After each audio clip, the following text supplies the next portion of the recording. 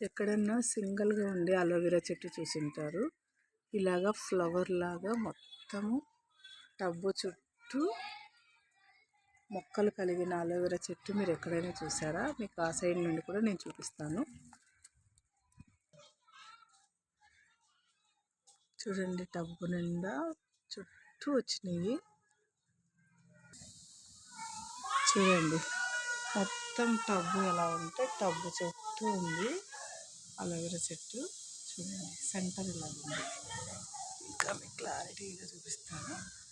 ఇలాగుంది మొత్తం. ఇంత పెద్ద అలోవెరా చెట్టు మీరు ఎప్పుడైనా చూసారా?